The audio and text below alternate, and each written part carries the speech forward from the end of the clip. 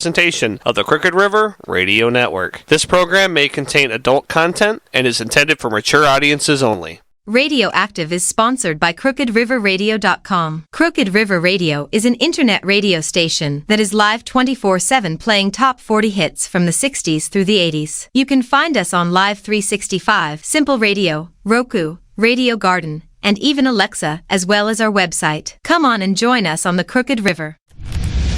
Ladies and gentlemen, here it is, the most listened to radio show on the planet. Even the other stations are tuned in.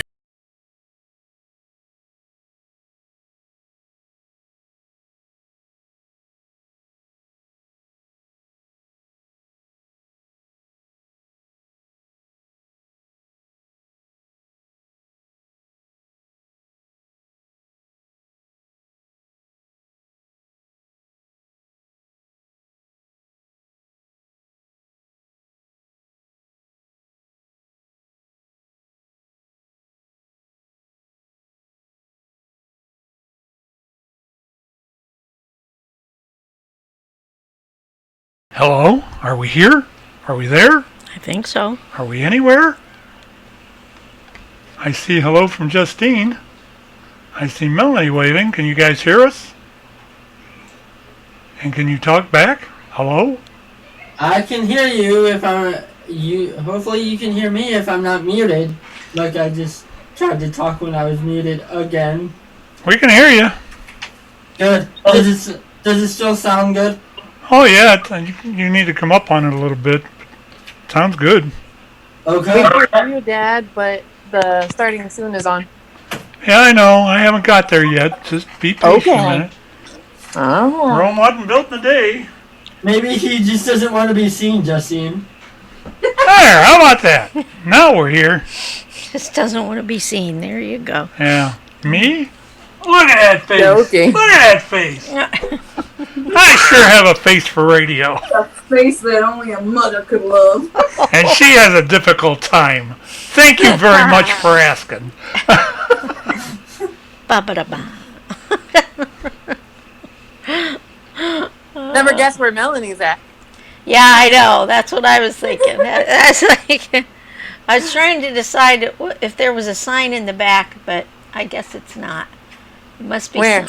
Like up above. Is it it's something red? Looks like. Is it?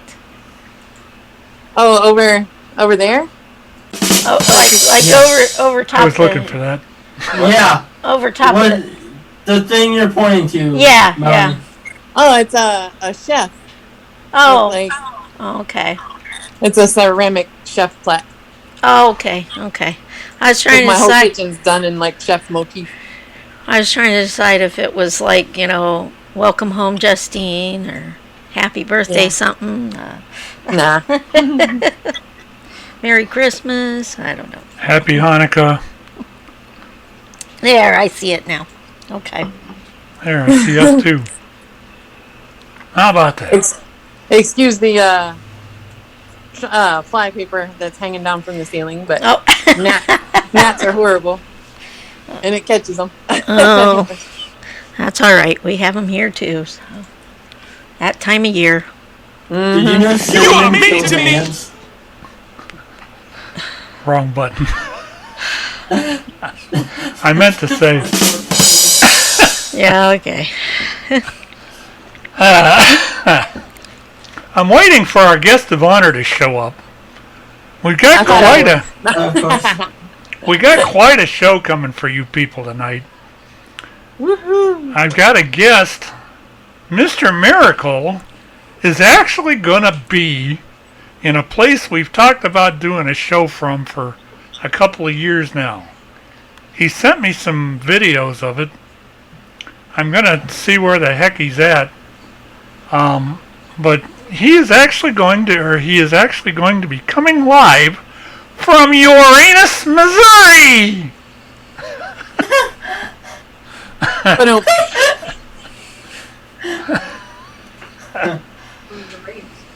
So this is going to be, he's going to be coming live from Uranus.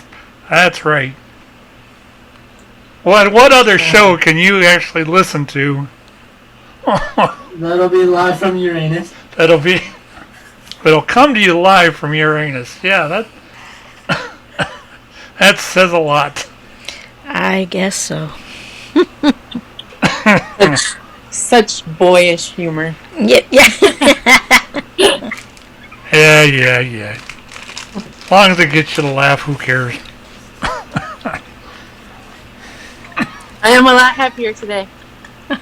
Well, that's good. Before we get started here, I'll give you a show lineup for now. Our intentions is if one Dale gets in here, we're going to talk to him from Uranus, Missouri. I've got a clip on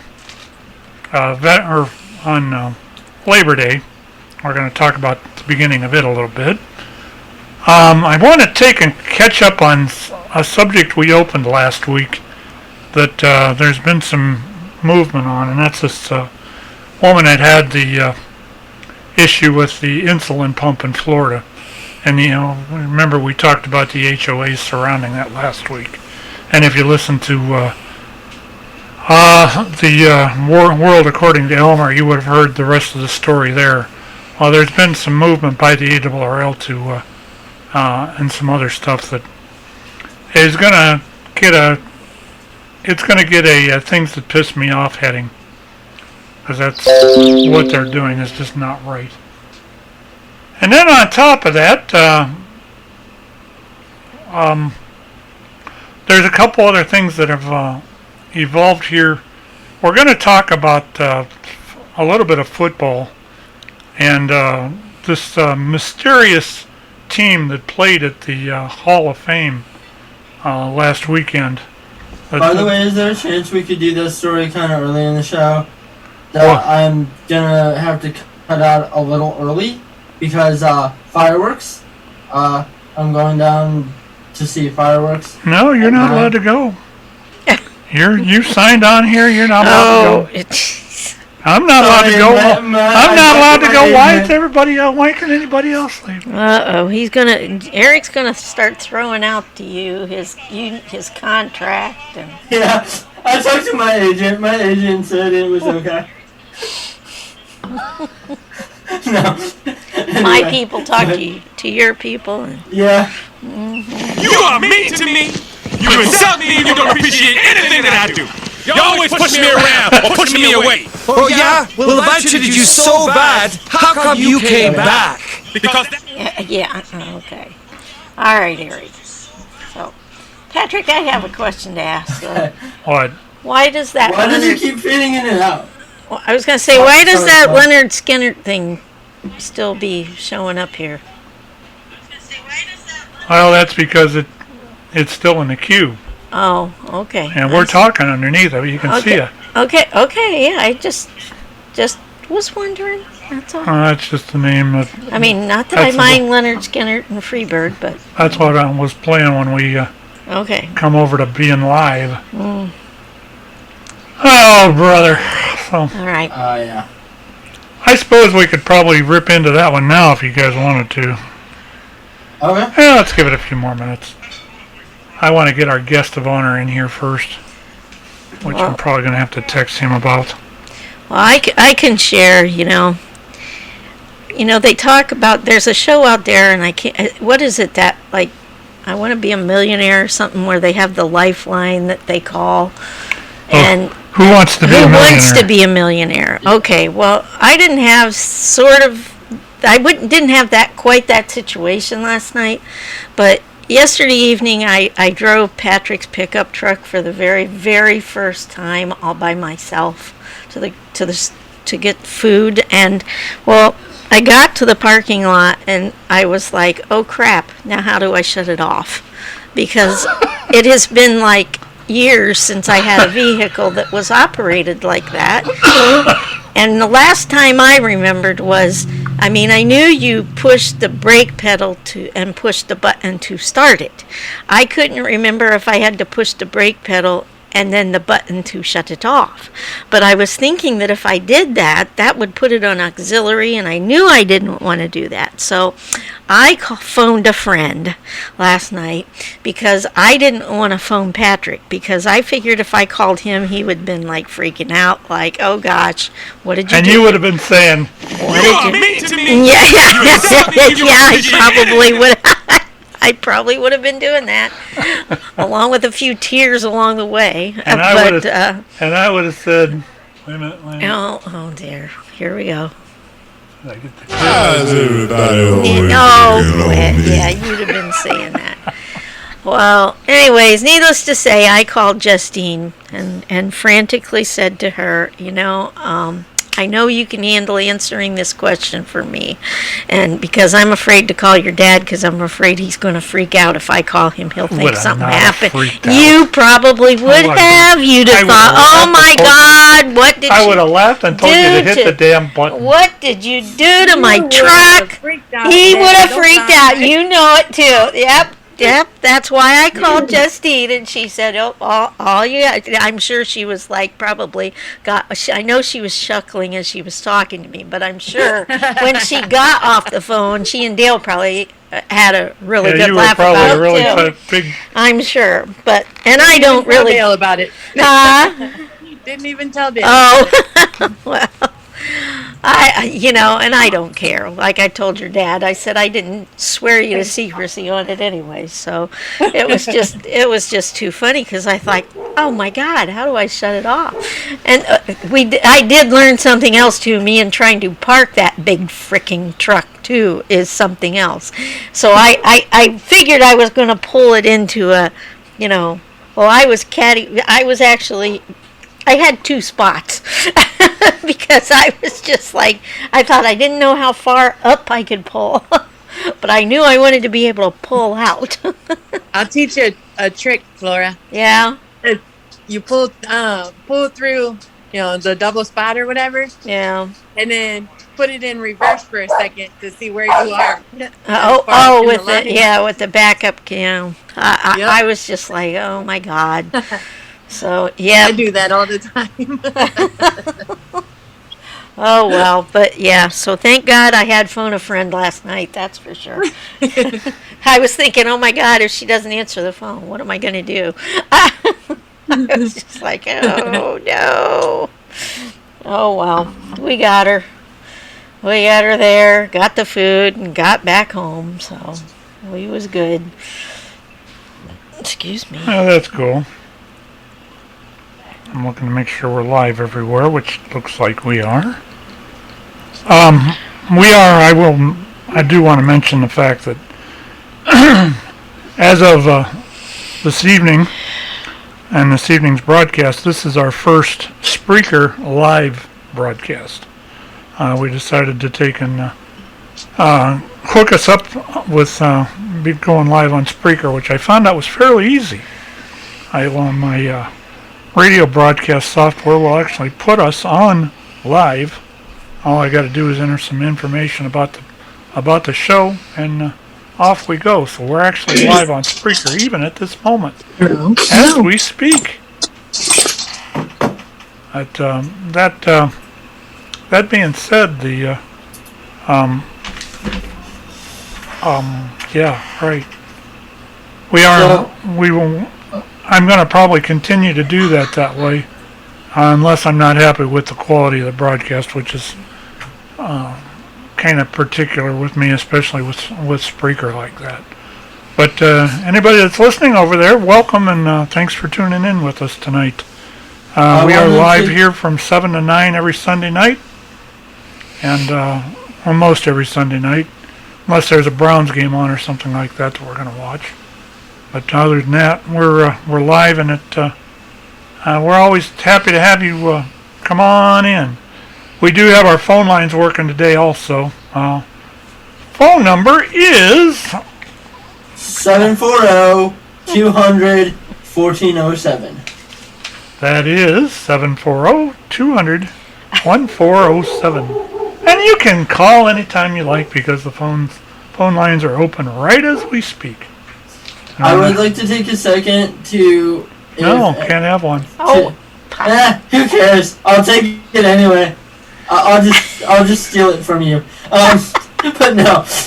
To thank everybody who listened to our new show, Hash, Eggs, and Football, that we did on Thursday, this past Thursday morning, but will be on Monday morning, starting a week from tomorrow. But I want to thank everybody who listened. And if you, that leads me to an interesting point.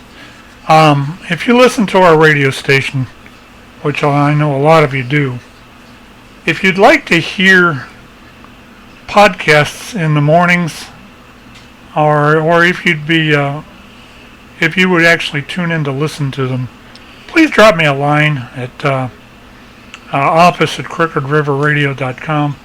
Let me know that you would be interested in doing that. I've actually thought about our results from that show were such that it made me think that maybe we ought to take and just try to put something live on there every once in a while in the mornings. Maybe even a talk or a call in or a talk show or a DJ show. One of the three. And depending on what is requested will be the format that we can use. Did you see my message yesterday, Pat, about maybe... Yeah, I saw that, and I don't really want to, unless I know that it's going to work, I don't want to really interrupt what few listeners we get in the mornings. I don't want to turn anybody off by it, so, and they can always listen to it here.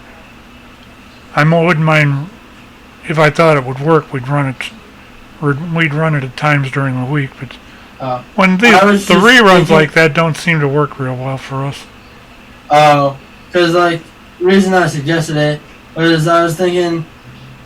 Oh wait, never mind. I drew a blank on what I was thinking, and thinking is dangerous for me, so I should just shut up now. You're too young for that kind of stuff to happen. Yep. Yeah. Oh, well. Anyway. Moving on. Anyway. Got one more place I want to check here. You guys go ahead and talk. I was going to say there was something I was thinking about, and I can't remember. See, my mind went poof. Talk amongst yourselves. Daggone it. How was everybody's week? Busy.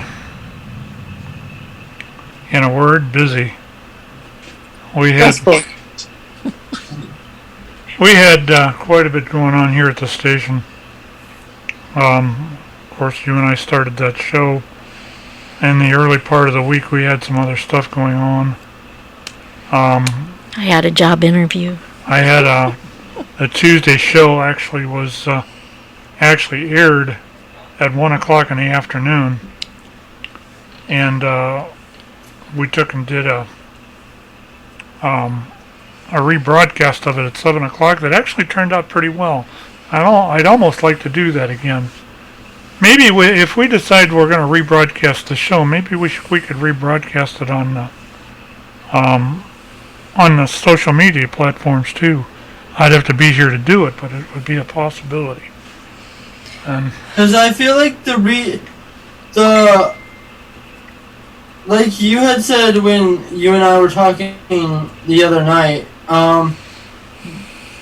like 7:00 at night, people are with their families by then. At least if you rebroadcasted it during the day, people could listen at work. Like they could have it on in the background at their desk, or even if they're doing yard work or something.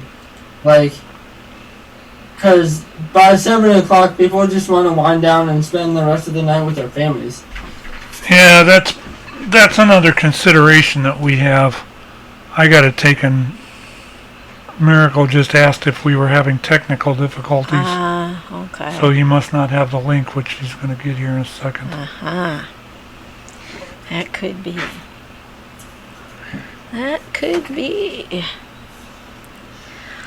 So just bear with us a minute. Go ahead and Flora, take over, man. I was going to say, Let's let you drive the bus. I finally remembered what it was. I was just going to say, I don't know if he's out there right now listening, but Dave Canyon, please, if you're listening, feel free to join us either by the links that Pat's putting out there or call in on that phone, because we certainly would, we would enjoy your input on our show as well. So if you got the time and you're out there, feel free.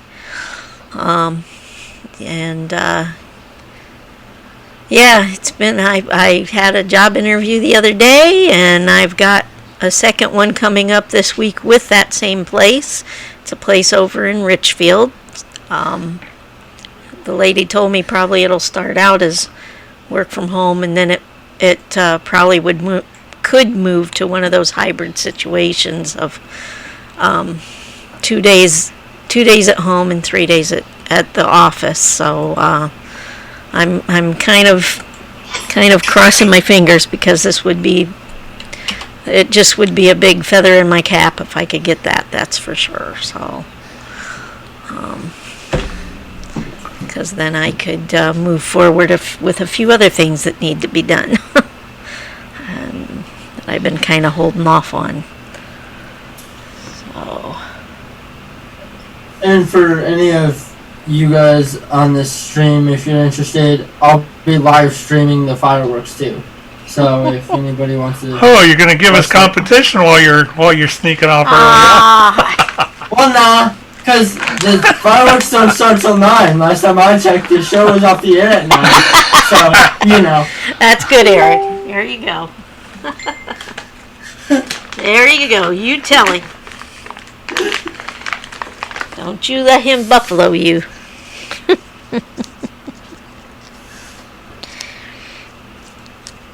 Oh my. Huh. Awful quiet in here. Crickets.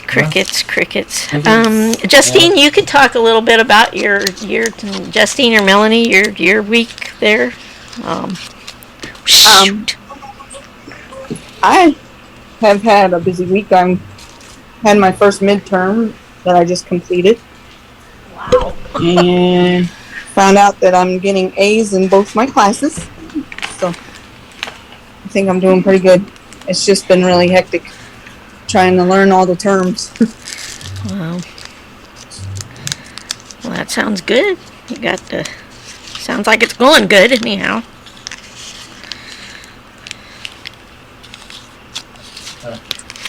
Yeah, I think it's going pretty good. Ugh. I'm in the dark. Oh. Okay. A blonde in the dark. Where's the joke line in that one?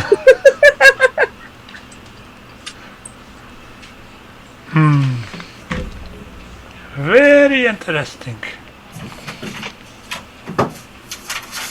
Well, we're either going to be getting a phone call from Dale, or he's either going to call us, or he's going to. No. He's either going to call in, or he'll jump in here shortly.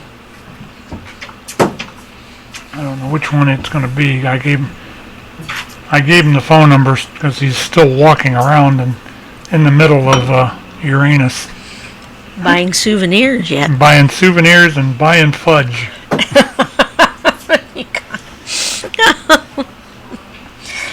Oh dear. So Justine, how do the girls like being back home? They love it, she said. Okay, good. She's cooking dinner right now. Oh, all right. I'll show you Chewy. Looks like it's Happy Dog, I think. She's like, get me off camera. Yeah, I'm sure they're probably about as happy to be home as Mom is. Yeah, I would imagine. All right, while we're waiting, I want to take and get into some of these articles since we've got quite a few to go here. Let's do that. Erik, I downloaded the NBC version of that video. I didn't use the ones you sent me. Oh, Dale's coming in. I see him connecting to audio. Okay. So let me just give like a breakdown of Okay, hang on a second. We got to go live. We're going live to Uranus, Missouri with Mr. Dale Miracle, who has taken the time out of his busy day to join us. Good evening, Dale. He's still connecting. You're audio. still connecting. There he is. Look at this. It almost looks like he's got a sombrero on. Hello. Hello. Live from Uranus, Missouri. How close is that to Branson?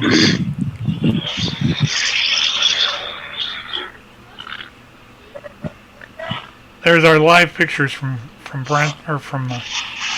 Dang, Uranus is looking pretty good right now. I sent Pat some video I made for myself, but I sent it to him if he wanted to put it on the Facebook page since I. What I'm going to do, I'm going to take all that video and combine it, and we're going to use it on the show next week. Plus, I'll post it on Facebook too. That's a pretty cool looking place, actually. Yeah, I'm just going to give you a brief one since I have a lot of it on video anyways. It's on the historic Route 66 of the 2,400, 2,500 miles. I can't remember how much of it is still usable because it was... You can actually... I can't remember when... I think it was, don't quote me on this, but I'm thinking it was like maybe in the 1970s or 1980s it was delisted as an official U.S. highway. It's now officially called, in the parts that are still navigable, it's referred to as historic Route 66. A lot of it is in Missouri that you can still drive on. There are some long sections that you can drive on through New Mexico and Arizona. Not so much in Illinois because it started in Chicago and ended in Los Angeles.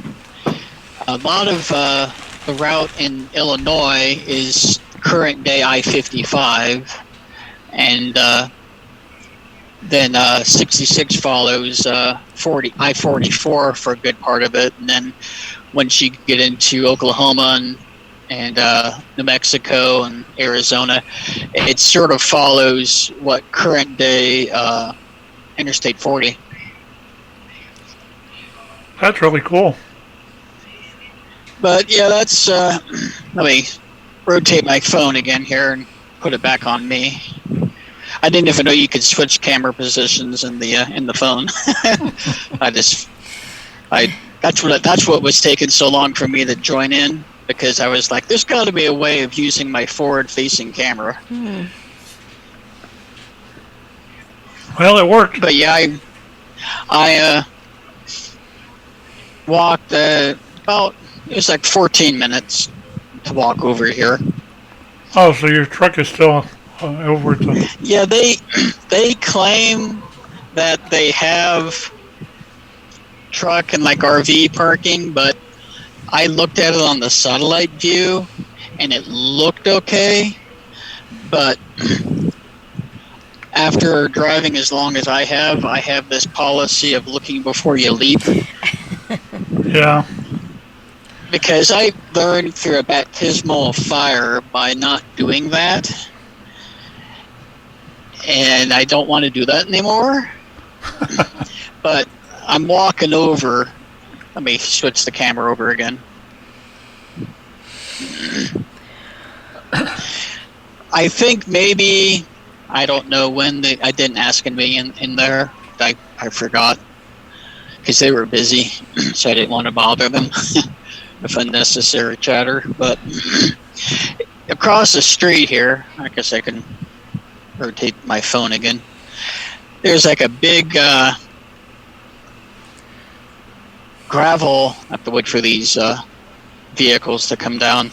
This is Route 66. I think it's Highway Z in Missouri is what it's officially called, but this is across the street. Hear the crickets? You could. Whoa, there's a careful ledge there. Yeah, there's a drop off here. Well, I was trying to follow the Dale is here. falling into Uranus as we speak. I mean, it was level that entire time. Yeah. Until like right there, there's like a 6-inch drop off. But anyways, back here, I could have gotten my truck back in here. Right. But and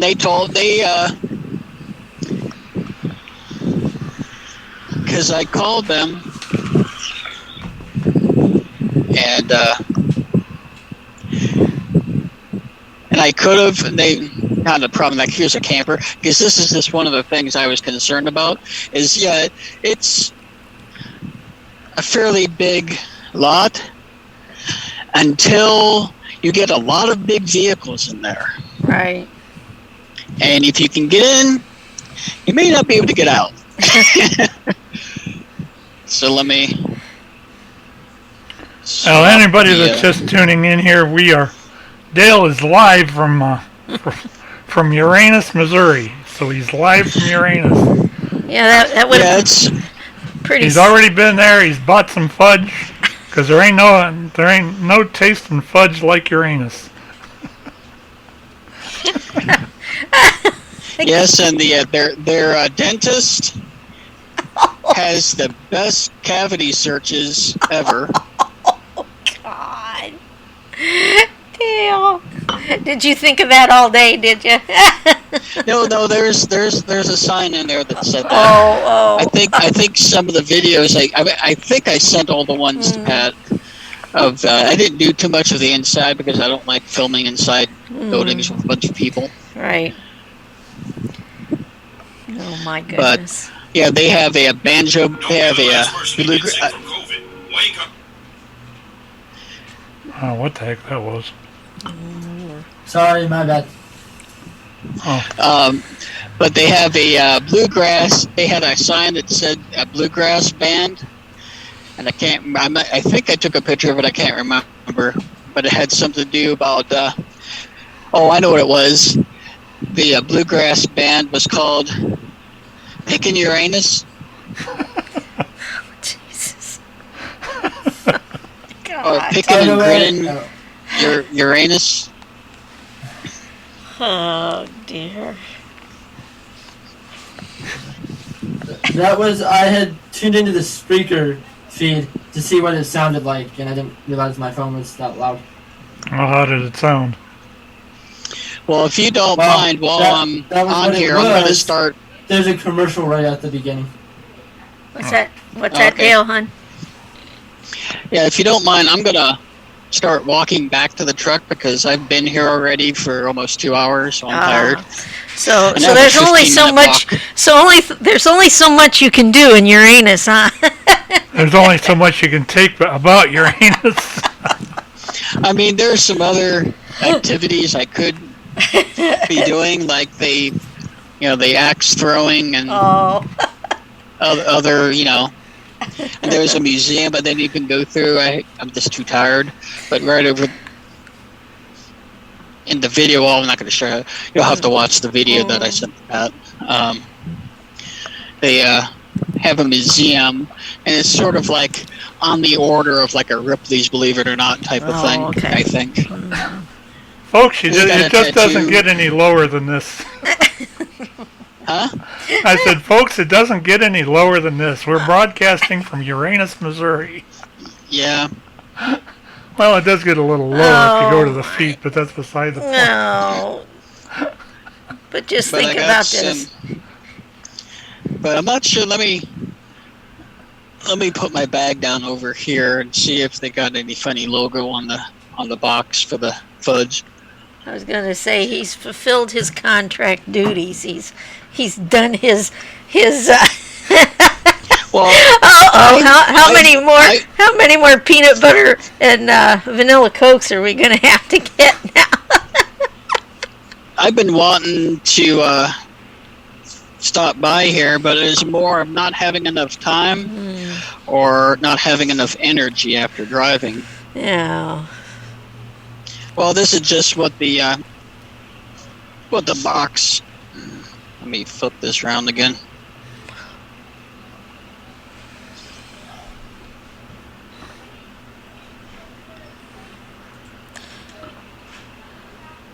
Oh, that's cool. Yeah. Excuse me. The best fudge on Route 66 in Uranus. And I don't want to unfold the shirt, but I got a shirt that says, well, I mean, you can see, I'm terrible at folding things. That's all right. But it says, you can see the print on it. It says, bad decisions make good stories. Oh. That's true. So let me flip that back over so you can watch me instead of watching me walk. But I didn't want to derail whatever you were talking about. Oh, you're all right. Yeah, we had planned on you for an hour today. There's some other stuff. Oh, okay. Well, there's some other stuff we were gonna do, but it's, I in fact, I have 3 videos to go for that actually explain the town of Uranus and stuff. I did my research since I knew this was coming, I figured I'd actually do a little research on it. So you're gonna walk back to your truck then, or? Yeah, I'll talk to you while I'm walking here, because it's going to be a 15-minute walk, maybe a little longer, because I'm tired. All right, why don't we play one of the videos? That'll give you a chance to walk a little bit. And I think there's one that's about 7 or 8 minutes long, and we'll cut back to you. Is that okay, Erik? Do you mind if we push you back a little? I mean, I'll be out I'll have to leave at like 20 till 9. So as long as we... All right, we can hit that by about 8:15. Okay, cool. That'll give us half an hour. All right, I got a video that I found on Uranus. Actually, I've got 3 of them. We'll probably play these off and on through the rest of the show. But this actually shows you the sense of humor that you find in Uranus and some of the other stuff that's actually available there. So we're going to cut to this this first video. Watch the end of it. It's funny as all get out. And we'll be back on the other side. You're listening to the radioactive show on Crooked River. The best fudge comes from Uranus. Oh. Uranus, Missouri. That felt good. Tastes even better. Wow. Deep in the crack of America's heartland, the citizens of Uranus are bursting to give you their amazing fudge. That's right, fudge from Uranus. I'm not fudging with you. We're literally in Uranus.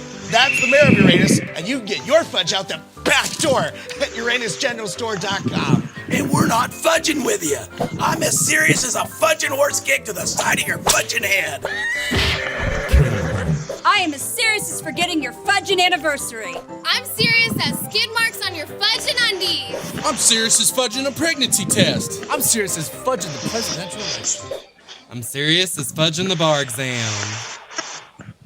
Uranus squeezes out so many different fudges that they have a fudge for everyone. They got blueberry fudge, chocolate fudge, vanilla fudge, chocolate pecan fudge, mint chocolate fudge, cookies and cream fudge, peanut butter fudge, M&M fudge, toffee bar fudge. There's a fudge for everyone. Right now I'm making the mayor's number 2 favorite flavor of fudge. You can try some at UranusGeneralStore.com. Click now.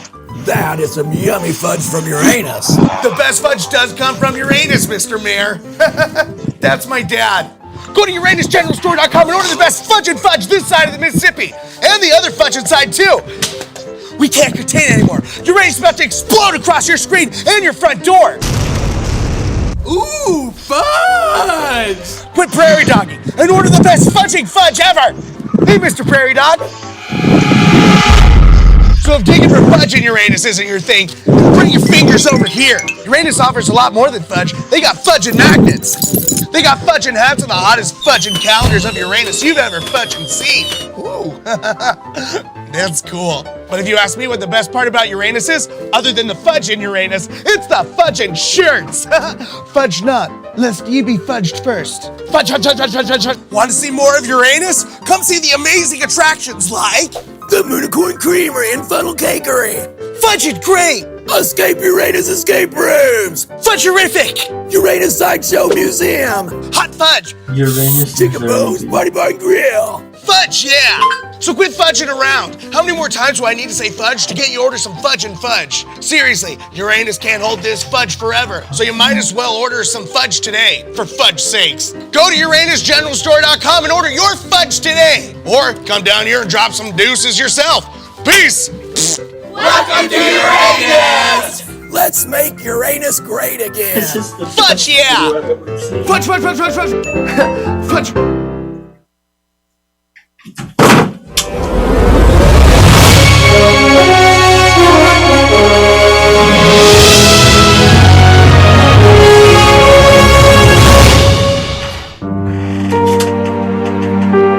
What has been called the most important film of our generation is about Uranus.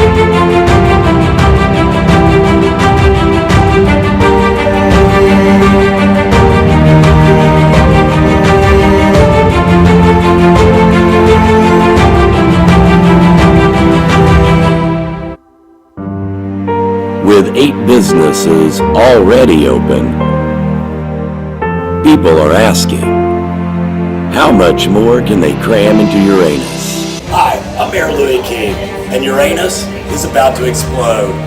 We're getting ready to build some really cool new businesses like the Uranus Brewery and Uranus Films, which is going to be a reality show, sketch comedy, even educational videos, and not just educational videos about Uranus. So hey everybody, look in the description for the complete list of upcoming episodes in Negative Season 1, and we'll see you guys on the YouTubes or the Facebooks or the Instagrams or the WhatsApps or the Twitters or the televisions or whatever social medias you guys, I'm freaking weird. So one last thing, if you're a filmmaker, audio, lighting, a premiere expert, give me a holler. Because not only do we have a big black rooster in Uranus, we've got some really awesome scripts we need to produce. Just like this one.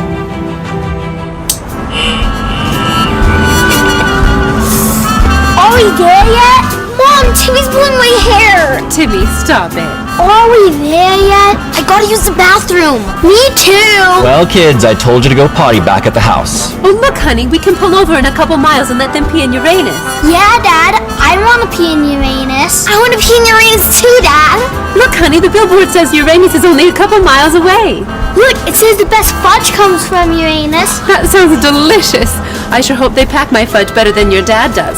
Well, I'm sure we'll all learn a few things in Uranus. I want to try all the fudge in Uranus. I hope they have mint fudge in Uranus. I'm so excited to be in Uranus with the kids. I want to be in Uranus. Fudge, yeah!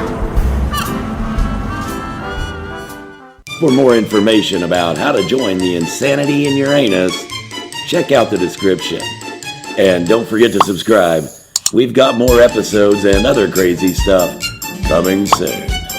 Hi, Welcome to Uranus! I've never felt so welcome in my whole life! Hi, Jeremy. I'm so glad you decided to finally join us here in Uranus. Thanks for inviting me, Mr. Mayor. Come on in, brother. Mr. Mayor, thank you so much for inviting me. Jeremy, thank you for finally showing up in Uranus. It is my pleasure. I have heard you have the best fudge around. Well, the best fudge does come from Uranus, Jeremy. Well, let me ask you, do you have something? I really like chocolate fudge, but I also really like something with a vanilla or mapley flavor. Well, my favorite fudge is the maple walnut fudge, and I'd like you to taste a little bit of the maple walnut. Do you happen to have, oh, good, okay, perfect little sample. That didn't look contrived at all. No. I'm still gonna eat it, Mayor. Yes, okay.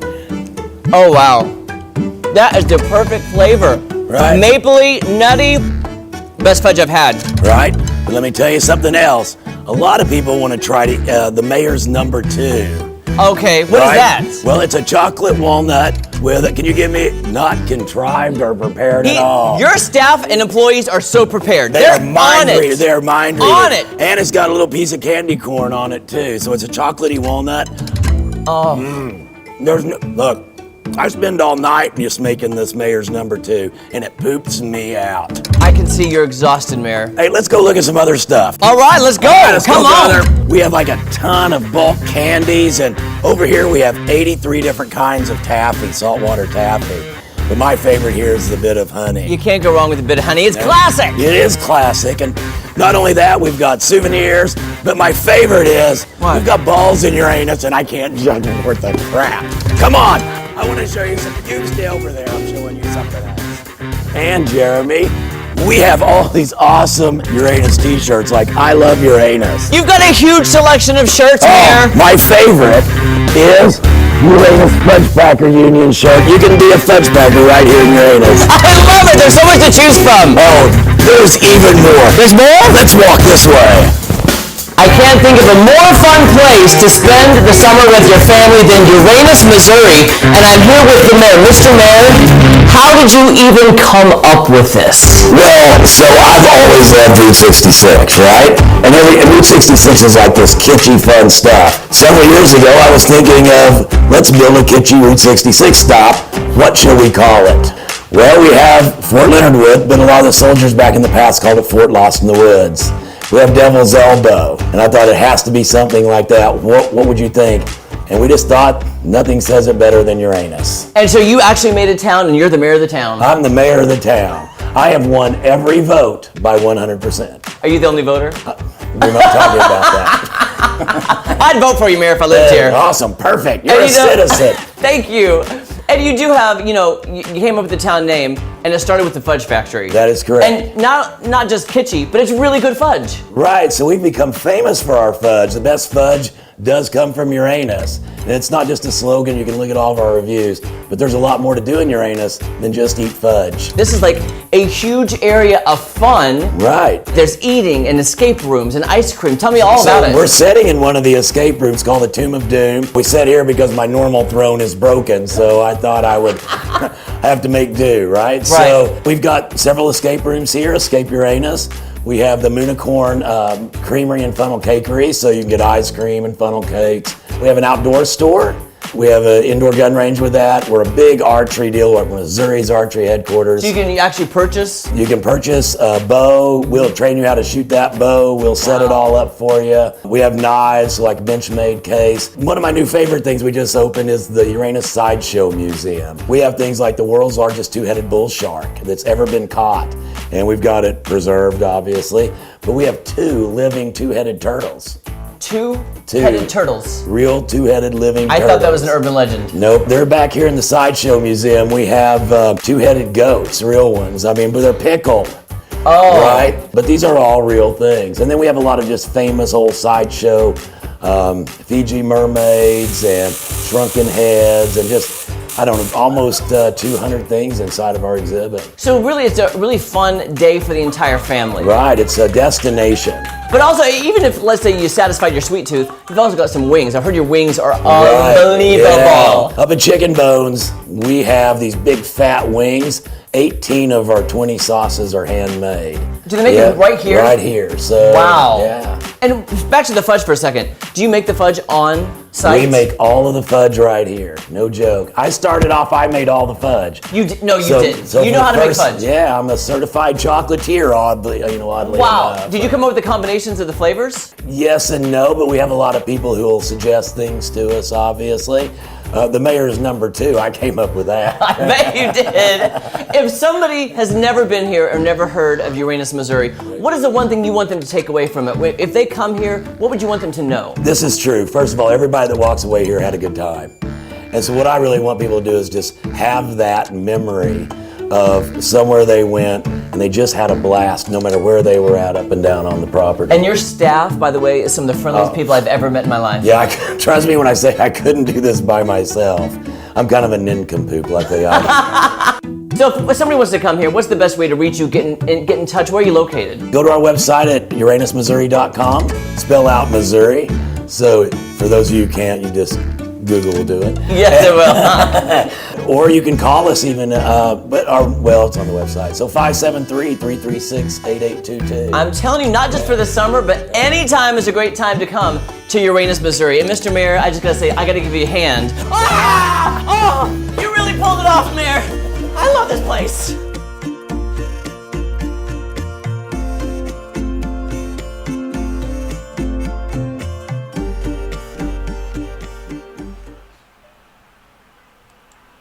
Now, there was a reason that I played that last bit. Is because I figured we had to have a fudge packer in there.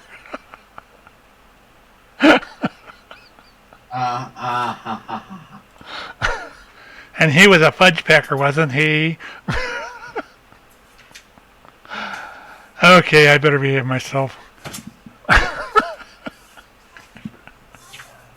Oh my God. Well, thank you, Dale. That was an interesting trip. It's probably one of the best segments we've ever done on this show. I don't know if you can hear me or not. Dale. No, I was just navigating some traffic. It was a very narrow bridge that 2 vehicles can pass, but not 2 vehicles and a pedestrian. Oh, okay. So I'm right at the intersection with the truck stop. Well, that's cool. Almost back. Yeah, about another football field. More than likely. Yeah, I know I'm going to definitely have to take some pills for this. Well, we appreciate you doing that for us. I've been looking forward to this for a long time. Oh, me too. I've been telling Pat because honestly, it's just. Let me flip it over here.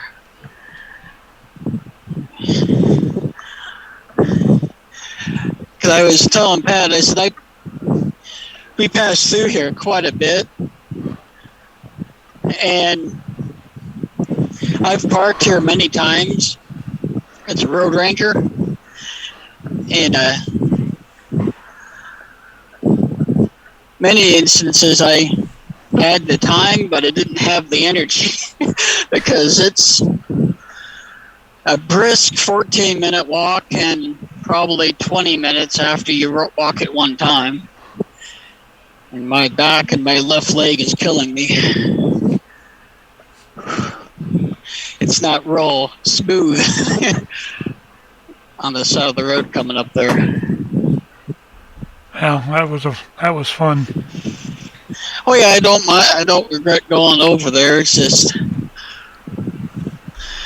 the side of the road was not very smooth, and walking through all the unlevel grass. See, too bad that wasn't so far away. That would be like one of them one-tank trips. I'd go there. I was thinking that as that one of those videos were playing. I was thinking, man, that's actually we can be nothing but help for them as far as them being in our podcast like that. Is that to me, I'd go there in a heartbeat. Just for the fudge. Oh. Yeah, it was pretty busy. I have my phone in my pocket here because I'm just chucking the truck over before I get inside and make some dinner. I'm actually thinking I'd almost like to order some fudge from there. If I don't eat all of I got, I'll bring you some. If not, you'll have to order some. You'll have to order some. I'd actually like I don't eat it that often. I mean, well, really that often or very quickly. Yeah. I mean, I'd say, I can't remember how much it was. Was it a quarter pound? Because there's a place in Klein's Corners, Missouri, or Klein's Corners, New Mexico, which is like an hour east of Albuquerque that I get fudge at. And the last time I got fudge from there, it took me like 5 weeks to eat all of it. So. Yeah, I'm not a big fudge eater. It's just. The only fudge that I like is my dad gets fudge from the Monks in Pennsylvania, and it's bourbon fudge. So, and that's really good. Never heard of that one. Well, Dale, why don't you go ahead and get back in your truck? I want to cover this one subject with Erik that we were about to, and hopefully you'll be back by the time that's over with. Thank you, Dale. Yes, thank you so much for doing that for us. Round of applause, everybody. All right. I wanted to do that for myself too, but like I said, there's just some days where I had a short day, I only drove like 500 miles because I have the time, because I don't deliver in Illinois until Tuesday. So I've been dividing it up by 5-hour increments or so. Oh, that's not too bad. So I had the energy to get over there. The thing I didn't estimate was the amount of energy it was going to take to walk back. Yeah, that's always the killer. But go ahead and do Erik's bit. All right. Erik, you want to talk about this a minute? So okay, yes. Introduce it. And I actually want to mention something I saw in one of those clips that I sent you that we're not going to use. I had watched a report from the NBC affiliate down in Columbus, and the reporter had obtained documentation from the school, and she's the alleged school. And the whole story is this alleged school, Bishop Sycamore High School, is allegedly an online school. But they have a football team that somehow is able to play games. They're not approved through the OHSAA, which is the Ohio Athletic Association. I know I'm forgetting the S, but for people outside of Ohio listening, that's what it is. And they're not sanctioned to be a team by the OHSAA. But this reporter is like, by looking at this documentation, she's like, I could see so many flaws just in one little bit of the documentation, not even reading through everything. If worse comes to worse, we'll take and stretch this into another show. Yeah. I mean, if the biggest flag was the fact that the address for the school was the address for the library at Franklin University. Oh, that's interesting. All right, let's roll this clip, and we'll come back and talk about it for a couple minutes. You're listening to the Crooked River Radio Network and Radioactive. Developing tonight, an ongoing hunt to determine if one of the high school football teams that played at Canton Hall of Fame Stadium over the weekend is even from a real school. Marissa Science went digging for answers and has this report. Sports fans tonight buzzing about the football game involving an Ohio high school football team that travels around the country for games. Tonight, questions surrounding the legitimacy of the team left unanswered. ESPN commentators throwing a flag on the play during Sunday's game on air. Bishop Sycamore told us they had a number of Division I prospects on their roster. To be frank, a lot of that we could not verify. The team battled Florida's IMG Academy at the Kenton Hall of Fame Stadium, losing 58-0. The blowout now gone viral. ESPN, which broadcast the game, released a statement saying, quote, "We regret that this happened and have discussed it with the Paragon, which secured the matchup and handles the majority of our high school event scheduling. They have assured us that they will take steps to prevent this kind of situation from happening moving forward," end quote. Bishop Sycamore is a school allegedly from the Columbus, Ohio area. The Ohio High School Athletic Association says the school isn't affiliated with them. The school's website offering almost no information about where the school is, what kind of school it is, or any contacts. The only content provided about the football team. This team's social media accounts the same. I went digging to find out who schedules the teams and who vets them. The Hall of Fame Village told me they aren't in charge of the team selections or the vetting process. I found records online of the team's history, joeidle.com, an Ohio high school football statistics website, which shows records of the team playing since 2019, even playing some Cleveland area teams in the last 2 years. In a final attempt to get some answers, I reached out to Paragon. I'm still waiting for a response. Okay, that is the most bizarre story of the night by far.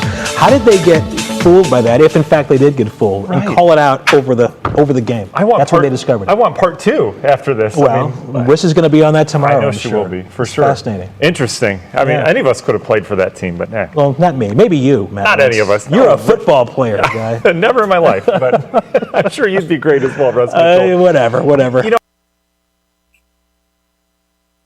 Okay. Many questions there. Yes, there is.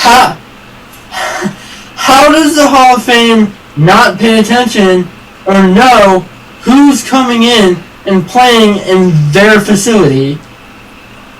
Number 2, how does ESPN and how does the marketing agency that ESPN has or uses not vets?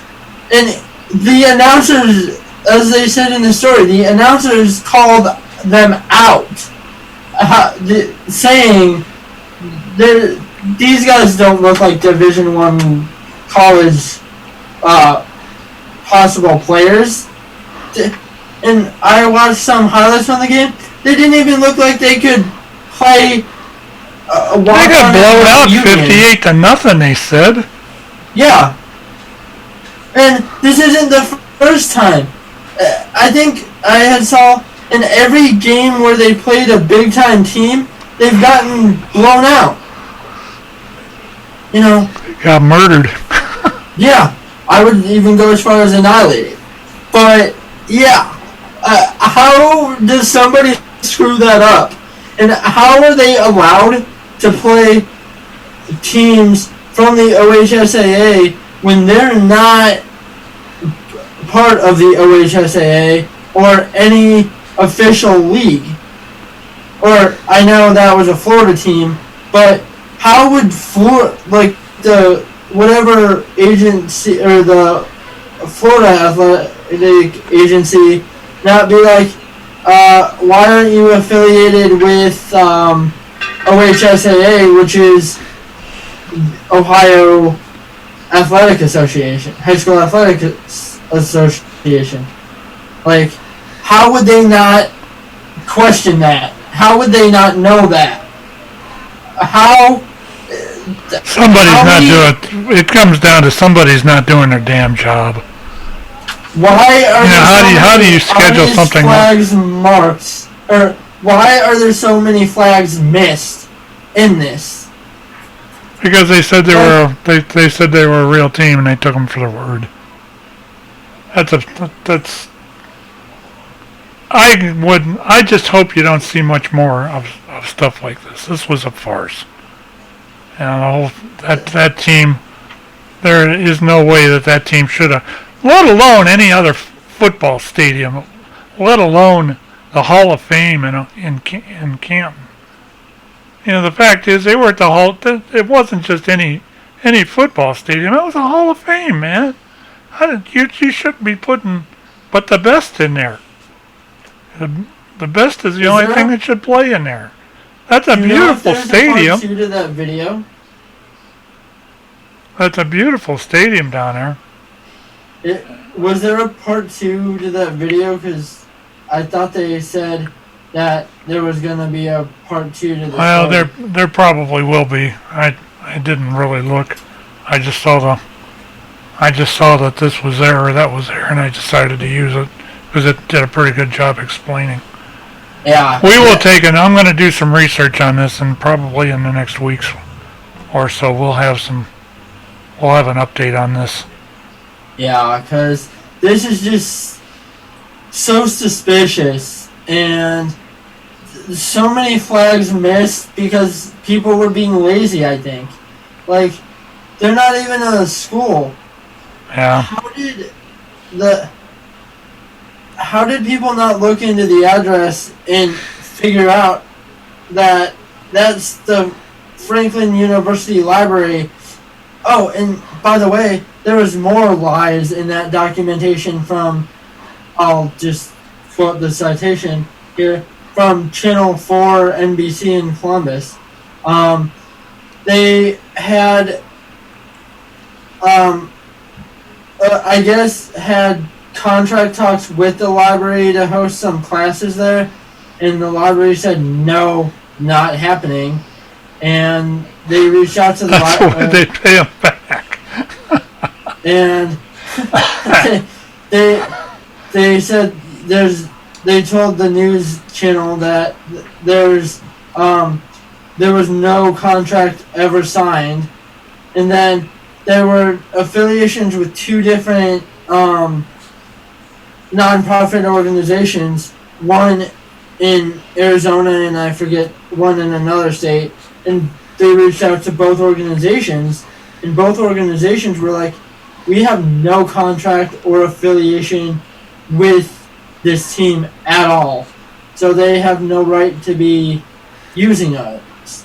Oh, by the way, their head coach was, fired after that game. All right, what we're going to have to do too, we may bring this up on the Saturday show. I think that'd be an interesting topic for that too, the 4 guys on sports. But we will follow up on this. What's that?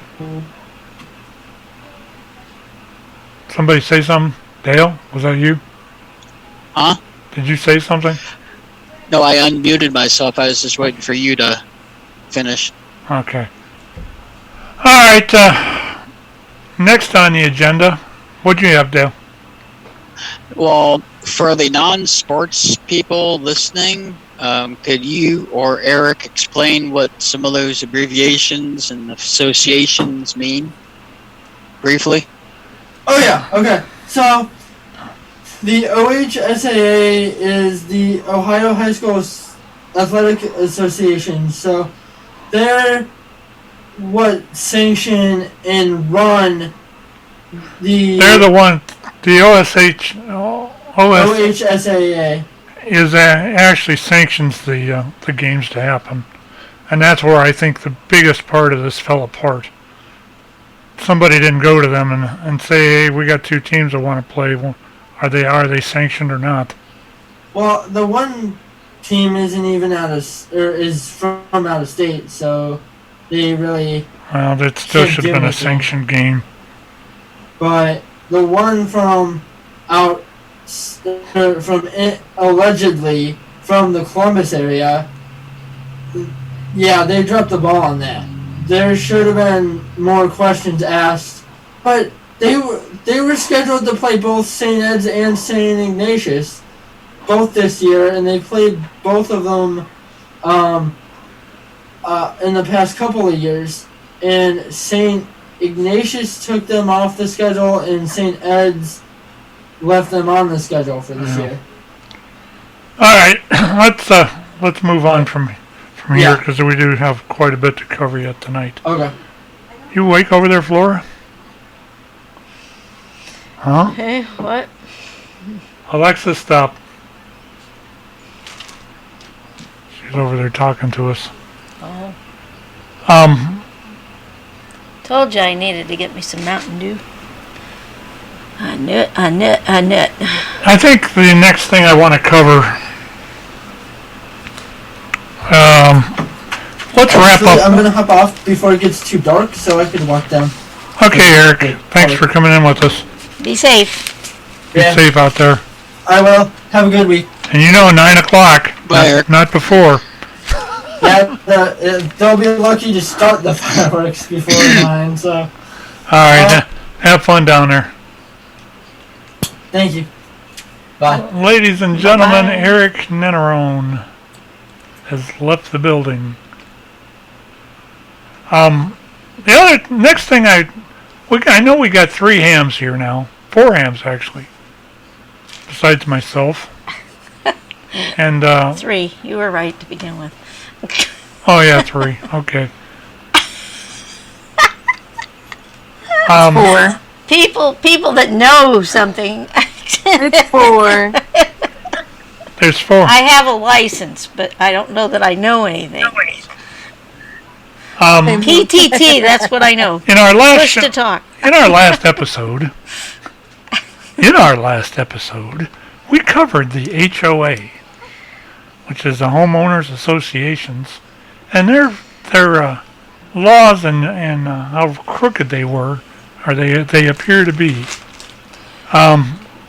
This all was actually started by an article that I'd gotten my hands on about a ham radio operator that was accused of interfering with some woman's insulin pump.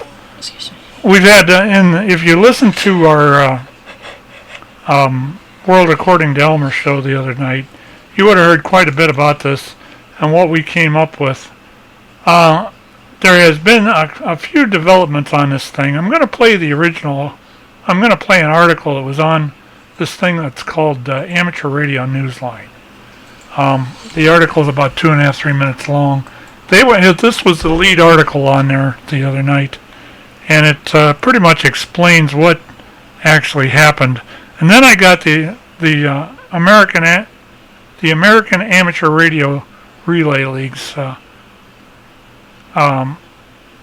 answer to this, and I find all of this kind of interesting.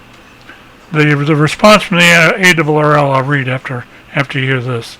You're listening to the Crooked River Radio Network, and this is Radioactive. The following is a QST. A dispute over a medical device and a suspected RFI. NASA plans a radio telescope on the moon, and in New York, a special event station marks the 20th anniversary of the 9/11 attacks.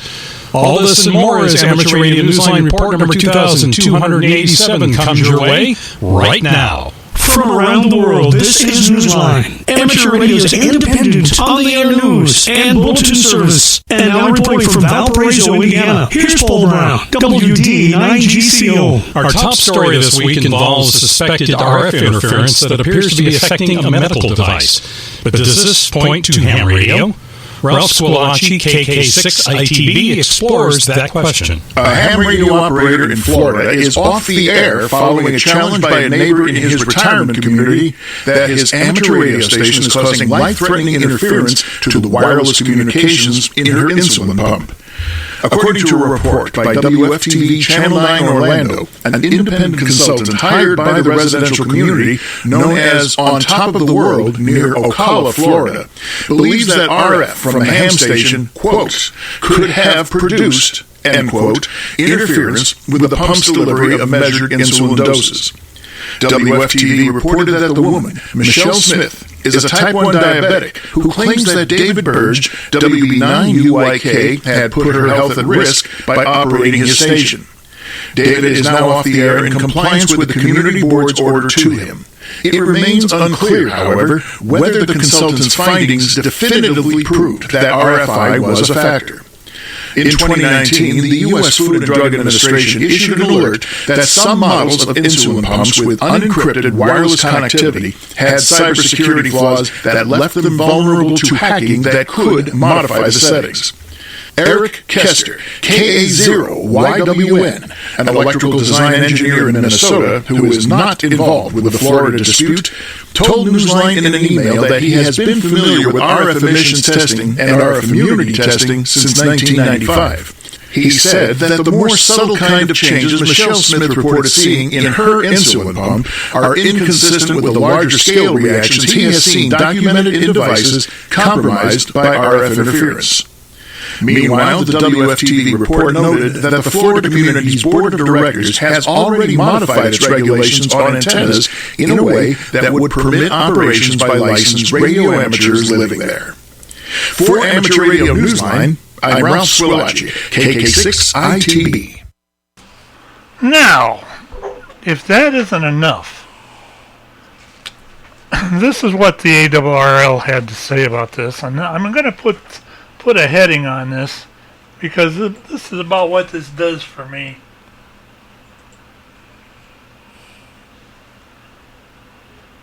As soon as I find the bit. Oh, come on. I'll find it eventually. I'm a blind man. I'm a blind man. Where in the hell did that thing go?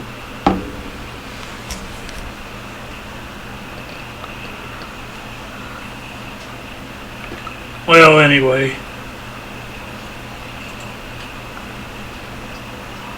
Oh, there it is, right at the bottom.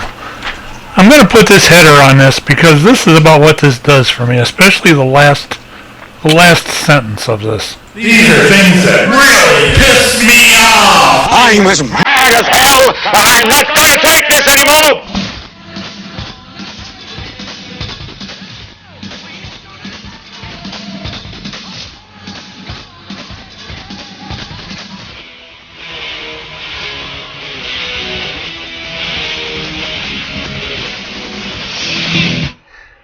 Okay, the ARRL's response to this was dated 9/2 of 2021. The ARRL has responded to an Orlando, Florida news story on August 23rd by WFTV Channel 9 alleging that the radio amateur was told to remove his antenna by management of his subdivision following a complaint from a neighbor. The news story appeared to stem from a two-year-old complaint from a neighbor who believed her insulin pump had malfunctioned due to the radio amateur's operations a few doors down. This ARRL laboratory manager, Ed Hera, W1RFI, I love that call sign. The story is lacking any detail or timeline, so I contacted the radio amateur involved for more information and volunteered the ARRL's assistance. Hera explained that the medical device, such as an insulin pump, are regulated by the U.S. Food and Drug Administration. I don't know what the heck that was. I'll look at it in a minute. The FDA specifically for electromagnetic compatibility purposes and are expected to be capable of operating in all the RF environments likely to be incurred by consumers. FDA published guidance for its staff and industry defines EMC with respect to electrically or electronically powered medical devices as the ability of the device to function safely and effectively in its intended electromagnetic environment, including immunity to electromagnetic disturbances or interference. FDA review of the EMC information submitted with a device for approval is based on the risk associated with EMC malfunction or degradation of the device under review, as well as the use of the appropriate FDA-recognized standards, or appropriate consensus standards. Here it noted that there is an FDA recall on the model number of the insulin pump that the woman was using in approximately the same time frame. But with so few details, there is no way of knowing whether the recall applied to the serial number used in, or whether the exact unit had been mechanical defect indicated in the recall notice that could have caused a malfunction, explained Hera. Now this is the part that gets me. It also became apparent that there is no actual evidence connecting the amateur's transmissions of operation to the amateur's transmission to the operation of the insulin pump. Hera was told that the amateur agreed to run tests to establish whether there was a cause and effect, but the neighbor declined. In other words, what that neighbor's saying, well, oh sure, I'm going to blame you for everything. I'm going to blame you for the whole damn mess, and this is all your fault, and I'm not even going to let you prove that it isn't you. This, if I was the amateur radio operator down there, and somebody told me after I was operating for 40-some years, which this particular man was, he had 42 or 43 years. I think he said he got his ham license in 76.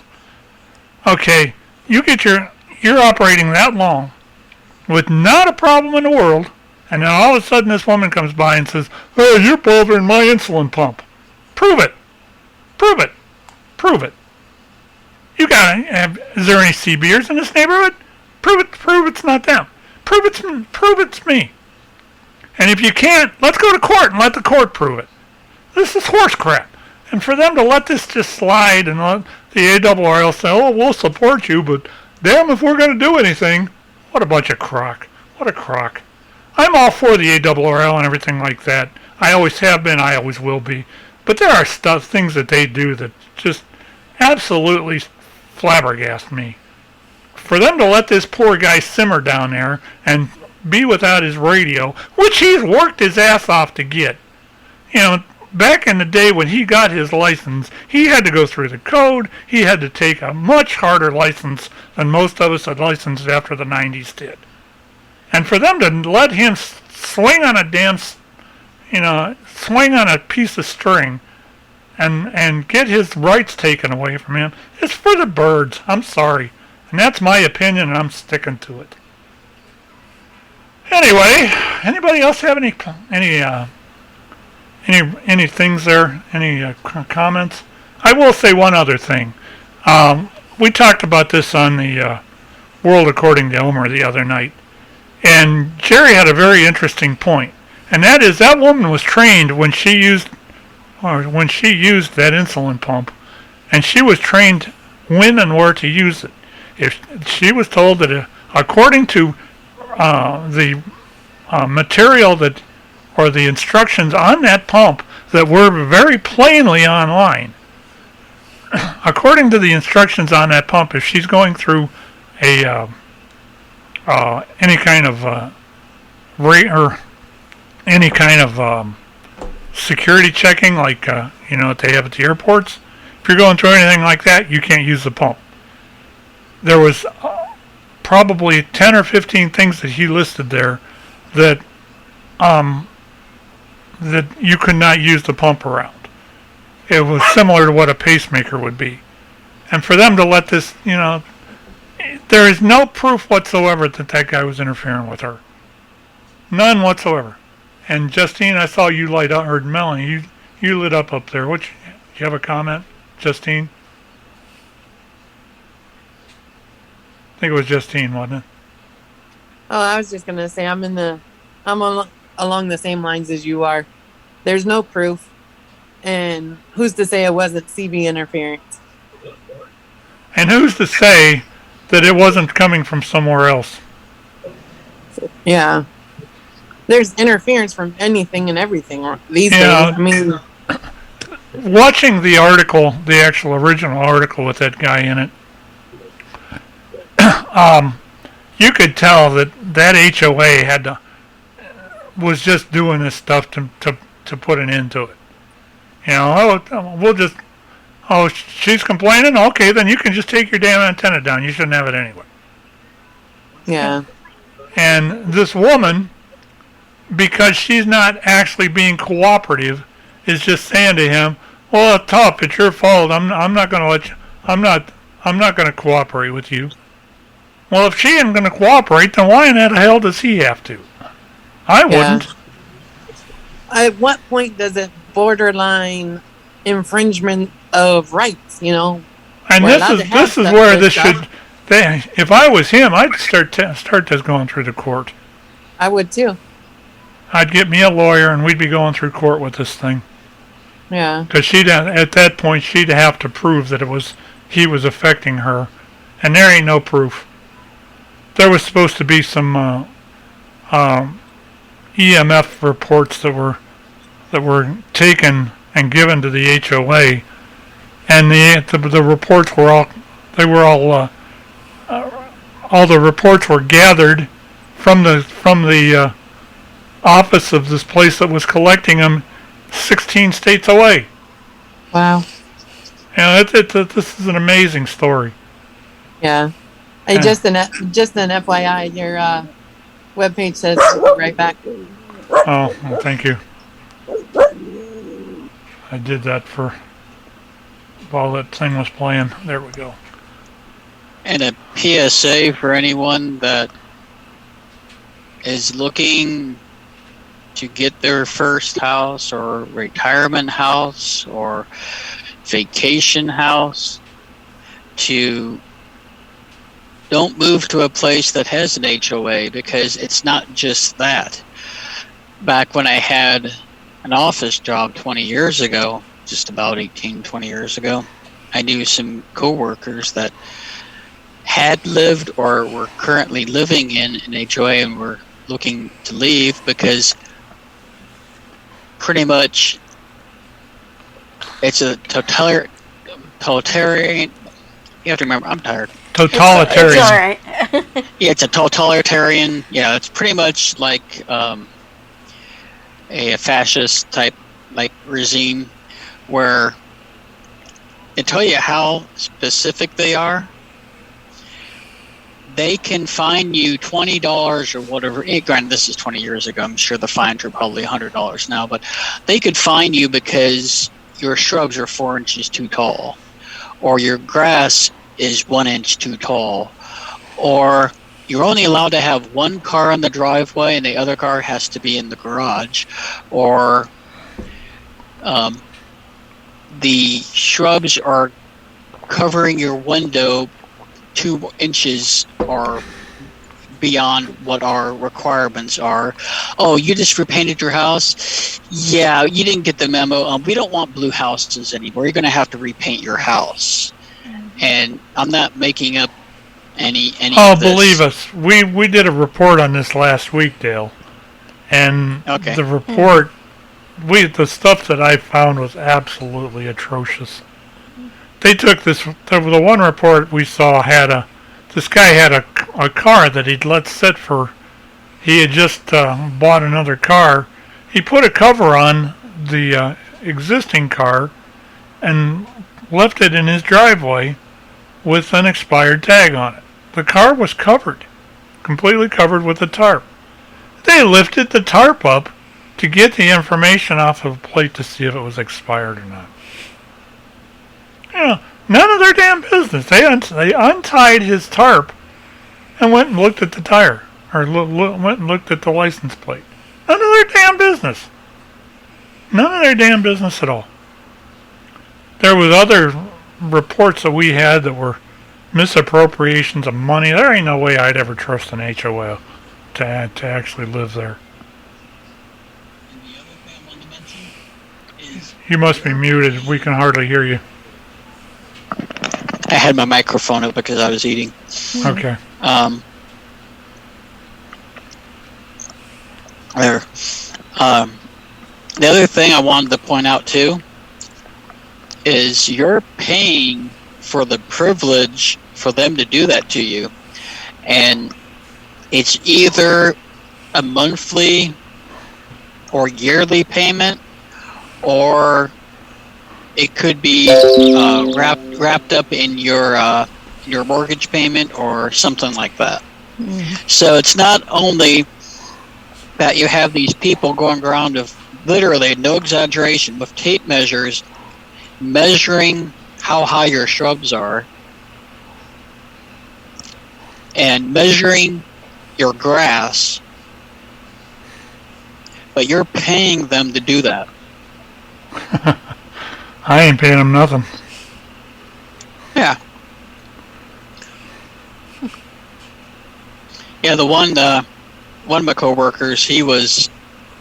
I loved his spunky attitude about it. If you've just joined us on Twitch, thank you for viewing us. I hope you stay tuned.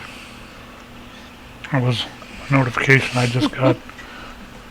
He had a knock on his door, and they said, "Your shrubs are 4 inches too tall. It has to be even with your windowsill." And he said,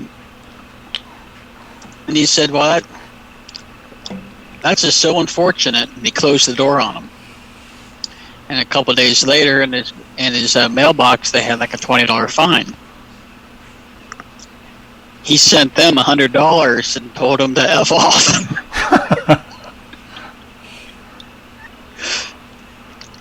Yep. So yeah, that's pretty much what I would do.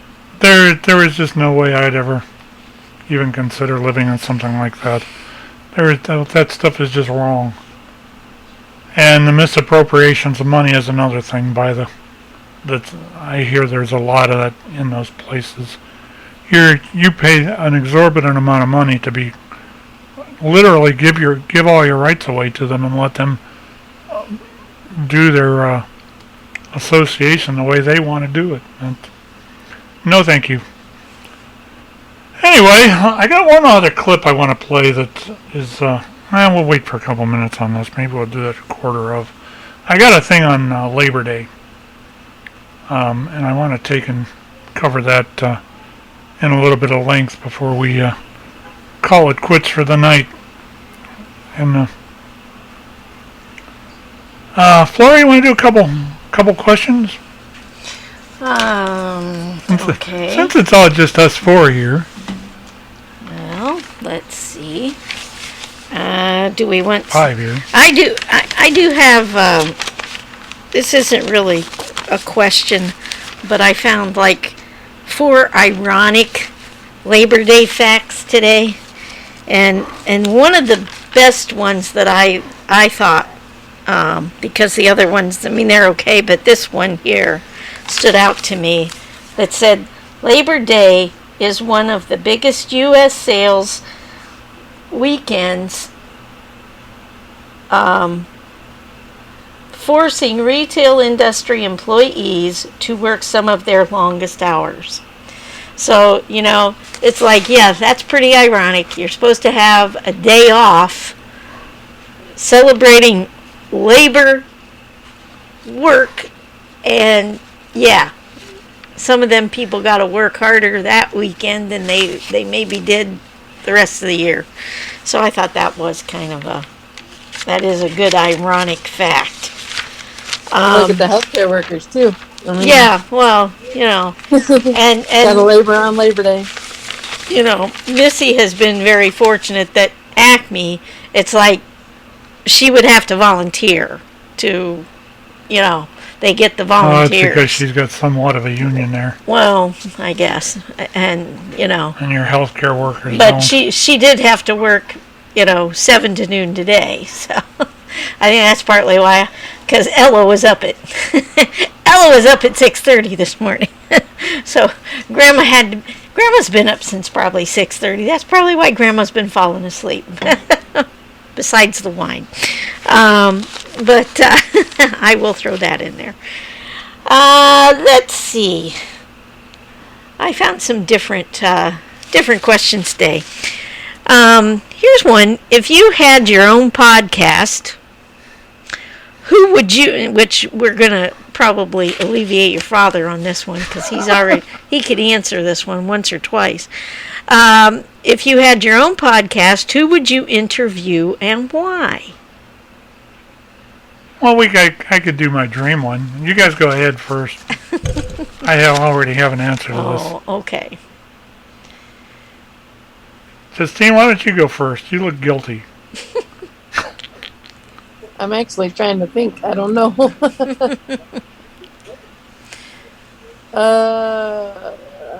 Come back to me. I don't know. All right, Melanie, you're next.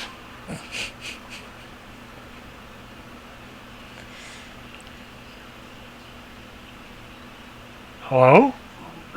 I was busy. I'm sorry. That's okay. The question. If you had your own podcast, what would be your dream interview? Who would you interview and why? Just one song. I know your voice. Yeah, I just I guess it would. I'm probably going to take Justine's answer. Oh. The Rock. Oh. And why? Yeah, because he's hot. You too. Oh my goodness. All right, Dale, besides me, who would you want to interview? Oh.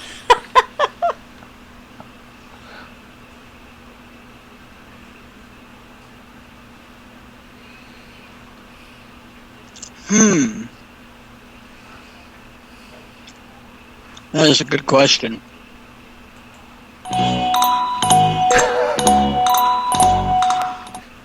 That's what I thought. I thought that really was a good question. Oh yeah, it is.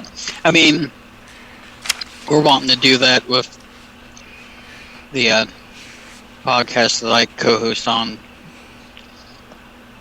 but it's like technical people, so I could give that answer, but as far as anyone else, I mean,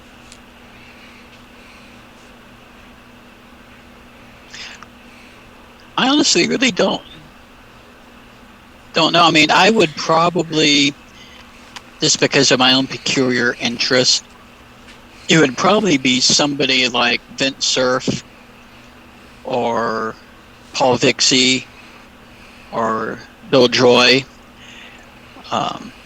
They're technical people like Vint Cerf was one of the people that helped create what became the internet, all the networking protocols and all the technical stuff to make it work. Paul Vixie, I believe he was was another one of the pioneers, and blanking on exactly what. I could be wrong. I think he had something to do with the current domain name service system. It's basically like the phone book of the internet. I could be wrong on that, but I know he was another person that was responsible for creating a lot of the how the internet works. And then like Bill Joy is one of the people that created Unix, which was an operating system that AT&T Bell Laboratories created, and is also what a lot of the computing systems in the 80s and that was designed to run, and is also the reason why we have the Linux operating system and the BSDs. Now, I'm not going to go into the details of why, because it's not really pertinent, but those are the people that I would like to, even though I have seen a lot of archived interviews with them, it would still be very cool to be able to talk to them, because you have to look at the fact that we didn't have it. This was just an idea. And it wasn't, and I don't want to say it was something that we couldn't accomplish, because with enough hard work, and as long as it's really not possible, it can be done. But it's still, I just love to pick their brains, because I know Pat is of their generation. And you have to think, are you surprised at the amount of technology that we have now? Just look around you. You can send a message to a person in Australia in real time. You're talking to me in a truck stop in St. Robert, Missouri, on a phone. On a phone. Exactly. So those are just the people that I would like to interview, just because how do you come up with something like this? All right, Justine, it's back to you now. I don't know. I would probably do like the creator of Amazon, because he just seems like an interesting person. Is it Jeff Bezos? Jeff Bezos. Yeah. Him and Branson. Figure out I would ask him how he came up with the concept and created the company. Good one. Good one. Flora, it's your turn. Oh, my turn? Oh, golly gosh. It was a good question, too. As I've been sitting here thinking, Dale had, good answers here, guys. I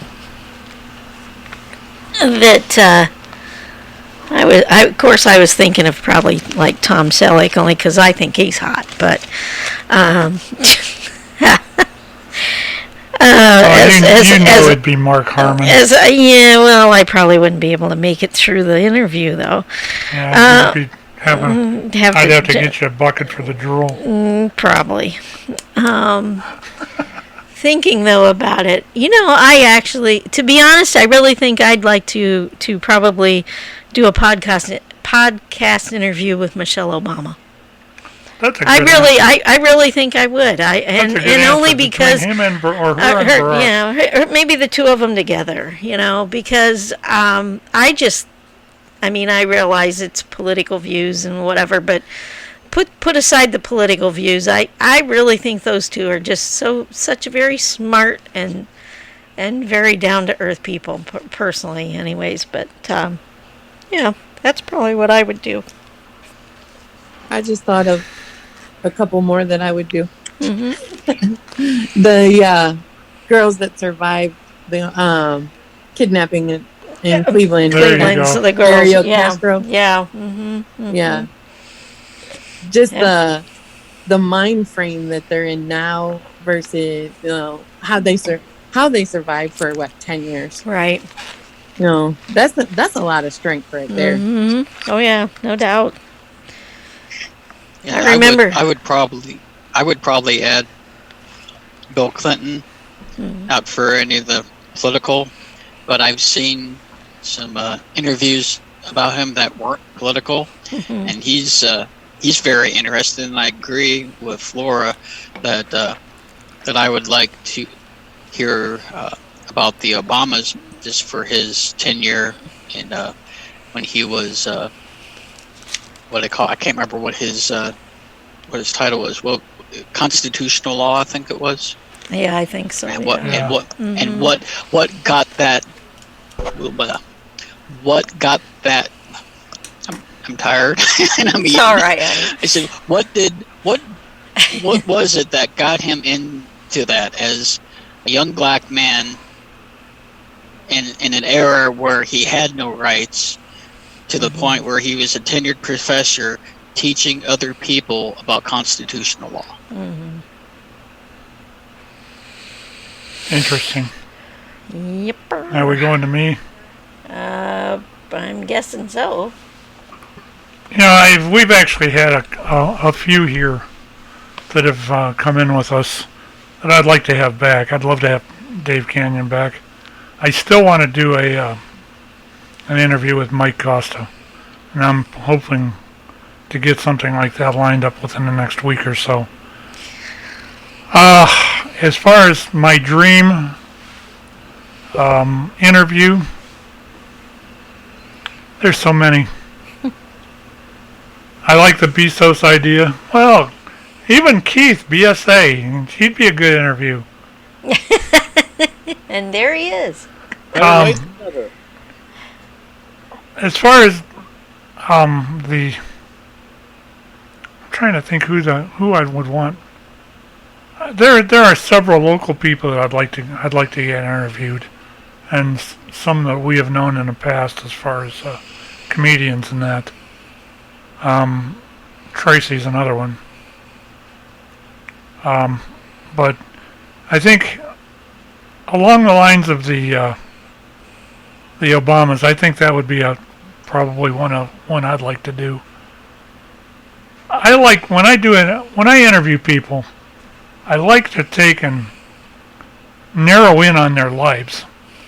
So I like to pick questions that's why I like doing the one-on-ones so well, is because I can take and get a range of questions and really get the truth out of them as far as what it's like to live like that. I think one that comes to mind here that hardly anybody would even think about would be Britney Spears. I'd love to find out what the behind the story thing is with her. As far as technical people, Bill Gates, or better yet, the guy that was on Dancing with the Stars. Wozniak. Yeah, Steve Wozniak. What an interview those guys would be. And if you could do something that no holds barred, you can ask them anything, that would be the way I'd want to do it. Keith, you want to answer that question? She's come up with a good one here. I didn't hear the question. Okay, it was if you had your own podcast, who would you interview and why? I don't know. How about the owner of Tupperware? No, Rubbermaid. Or Rubbermaid, yeah. I work at Rubbermaid. Wash your mouth out with soap. I go by your place every day almost now. With the one, I got to go pick one up at Ellett High School. So coming home the back way. But I don't work on Gilchrist. Okay, never mind then. Never mind. Sorry. I work out in Brimfield. Oh. Where the golf course used to be, which is now Myers and Menards. Yeah. Right behind that. Oh, okay. Oh, we didn't know that. I didn't realize that. Alrighty, never mind then. I guess I won't go driving by there anymore and say, "Hi, Keith. How you doing?" It's been an interesting first week though. When the other day they decided to say that because your kids went to Ella High School, correct? My daughter did. Your daughter did, okay. Because it was like one day this last week because the oldest one is a freshman, so they did staggering of the kids starting school, and so she was. What was it? The first day it was just the freshmen. Then the second day it was the freshmen and sophomores, and then the third and fourth day, then it was all of them. Well, the first day that the seniors were to be there, the teachers were telling the kids, "Don't have your parents park over there in that parking lot. Don't have them park over there to pick you up because, And I thought, come on, So I go over there, and. Well, there was a parking spot or two left, so I went and parked in there. Oh, my heavens. All these kids come out then, and, the lines of cars, and there was this... it was they were recognizing it as the seniors' last first day of school. That's what they were recognizing it as.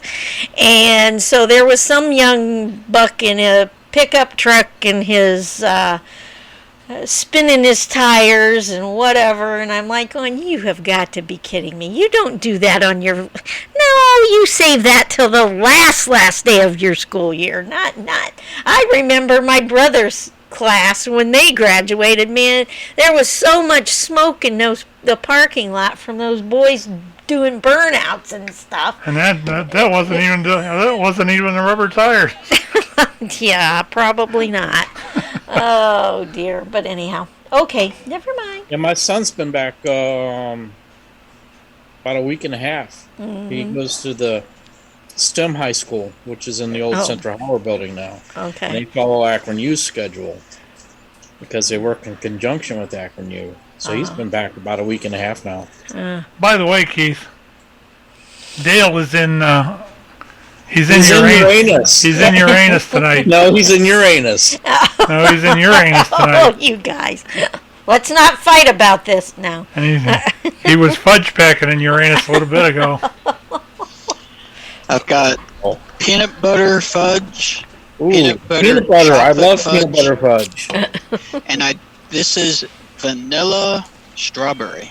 I was about to say it looked like vanilla strawberry, but All right. vanilla fudge. I got one more clip I want to play. Then we'll come back for a couple minutes, and then we need to wrap this up. So hang with us a little bit. And hang around, can't you, Keith? So we will. We're gonna do a bit on Labor Day here. We just since the Labor Day is tomorrow, I figured we'd do a little bit of a tribute to it. So here it is. You're gonna learn something. We'll be right back. You listen to Radioactive on the Crooked River Radio Network. Most of us think of Labor Day as the unofficial end of summer, but the Labor Day holiday was originally created to pay tribute to the contributions of the American worker.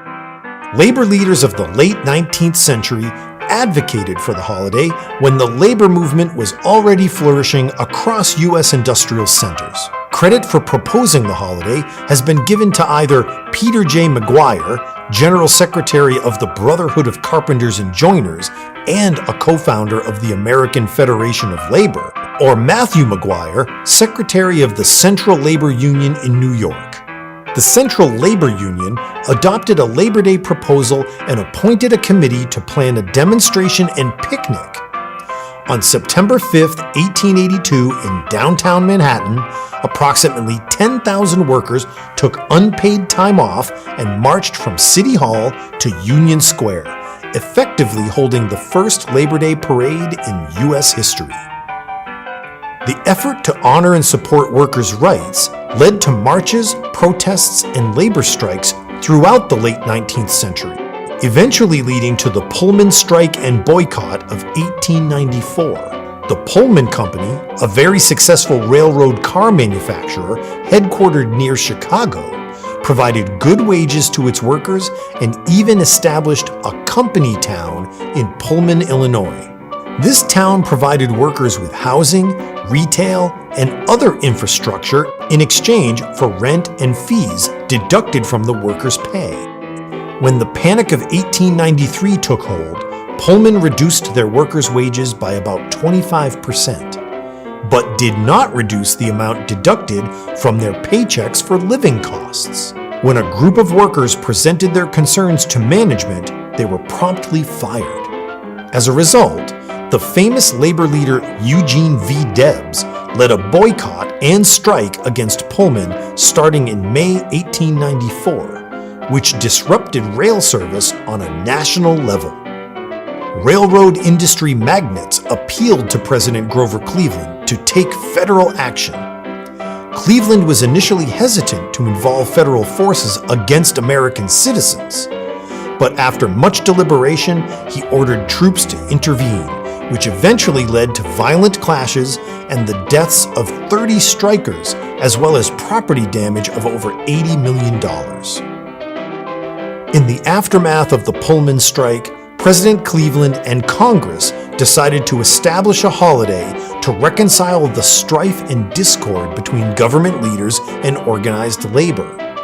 Labor Day was signed into law on June 28, 1894, as a federal holiday to be celebrated on the first Monday in September.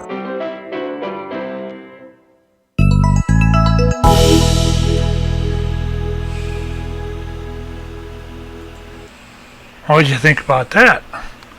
1894, 1994, 04, 14.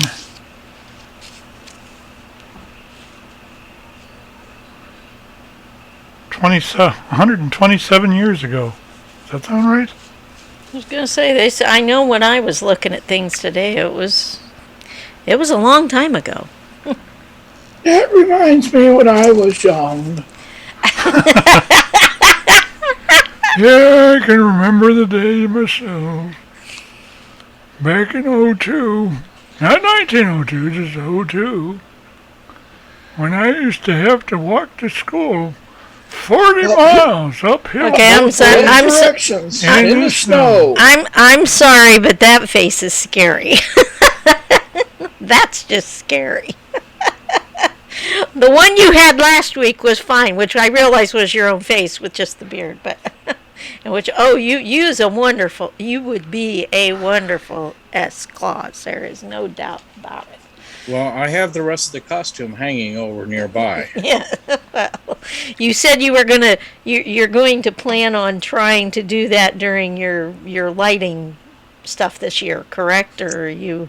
Yeah. That's the plan, right? That's the plan, man. Okay. To have Santa visit, be out there shaking hands, waving, or handing out candy canes. Because I know somebody here she would flip and freak. There's no doubt in my mind. You and I'm telling you, you and Jim Grover. Which I realize with Jim Grover, he doesn't need much. Anyway. Oh dear. What a show this has been tonight. We've actually had a plethora of stuff we talked about tonight. It's been pretty good. And you were a little concerned earlier today. Dale took us on a live Uranus. visit. Yeah. To Uranus. He took us on a live visit to his anus. Or Uranus. I actually was able to get to church today and play Sound Man. Oh, sweet. I pretty much sat in a chair all day. You know what, Keith? I was going to ask you real quick, too. That church down there, that Catholic church down there on, I can't remember, it's just below Paxton, whatever. That church is closed, correct? That church school is closed, correct? You know what? I'm not sure. You're not sure? Okay. No. Because I would... Huh? Dale was going to say something. Okay. You know, Keith, the Uranus dentist provides the most thorough cavity search you could ever have. That's way too much information. You ought to have seen one of the videos we had. It actually had a fudge packer on it. And you could tell and just the way he was dressed and the way he talked. He was a real fudge packer. If you like bluegrass, they have the Uranus pickers. And then there's always a Uranus Examiner where all this started. Yeah. Well, I thought, now, was that true? Right? Was that true, that part about that guy saying that he's the one that made this town and, and became he was the actual mayor of there. Well, I know he was the actual mayor, but it made it sound like that Uranus hasn't been there forever. That this is only... Uranus has been here for about 67 years. No, I'm sorry. I mean, did I misunderstand something? Because it made it sound to me like I thought he was saying that town had not always been there, that he came up with the name of this town and they, whatever. It was 7 years ago that he started. He had a bunch of land and he wanted to incorporate it and so far the state doesn't really it's really kind of complicated. They don't really recognize it because I'm in St. Robert. Yeah. I can't remember the names of the other towns around here. Mm-hmm. They pretty much complain to the capital about of Missouri, and it's pretty much like, how we grew up, and before Manchester was. No, not Manchester. Coventry was a unincorporated and became a village, and then became the city of Coventry. And same thing with Greene. Greene was a unincorporated. It was a township, became a village, and became a city. Well, that's what he's trying to do. And he had, and what the other reasons that, not to go into the whole history of him, but he, back before he did this, he had this land, and he had some, let's just say, some adult-related businesses. Okay. And they weren't really, well, I can't say that's not really popular in any part of the country or any part of the world, but I guess a better explanation is it didn't fit. It'd be like having a Bentley sitting on the the Beverly Hillbillies type of thing, out on the farm. So we're almost looking. There's nothing like having a hole in Uranus. I was gonna say you're almost sounding like the movie that Dolly Parton was in years ago, the best little hoe house in Texas. Yeah, when they had a big rush when I was walking through the confectionery. Yeah. Then it cleaned out. And they were less. Yeah. You heard the big whoosh. I'm having fun with this. Yes, I realize that. Hey, Dale. Is there an air pollution problem there? Well, actually, if you want, they have a lot of natural gas there. If you want to have some good laughs, go into Google Maps on your phone or on your computer, and search for Uranus, in there, and click on the Fudge Factory or the Town Hall icons, or whatever you want to call it, placeholders there, and go to the questions section.